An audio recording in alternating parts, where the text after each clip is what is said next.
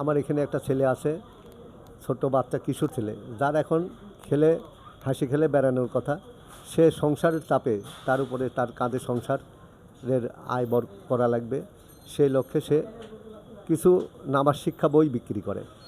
তো দু একদিন আগে আসছিল আমার কাছে যে আমাকে যদি একটা ব্যবসা দিতে পারতেন, তাহলে আমি ব্যবসা করে, আমি পড়াশোনার পাশাপাশি ব্যবসা করে কিছু ইনকাম করতে পারতাম।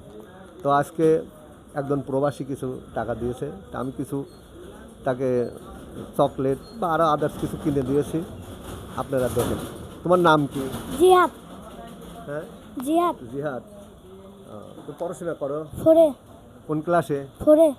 তোমার আব্বু কি করে? রিক্সা চালায়। সুস্থ না অসুস্থ? সুস্থ। আচ্ছা, তো তুমি এই ব্যবসা কি তুমি করতে পারবে? হ্যাঁ। হ্যাঁ, হুম। তুমি কিন্তু আমাকে এই ব্যবসা করে দেখাবে যে 2 মাসের ভিতরে তুমি এই টাকা ডবল করছো, তুমি নষ্ট করো নাই, তাইলে তোমাকে যে টাকা দিছে তোমাকে আরও দিবে। ঠিক আছে? তো এই রকম তুমি নিয়ে আসো, ওইটা নিয়ে আসো। তো এই রকম ছোট ছোট কিশোররা যাতে ধরে না যায়, বিপথে না যায়, এই জন্যে আপনারা আমাদের পাশে থাকবেন। মানুষের পাশে আছি মানুষের জন্য। আসসালামু আলাইকুম। শেষ করে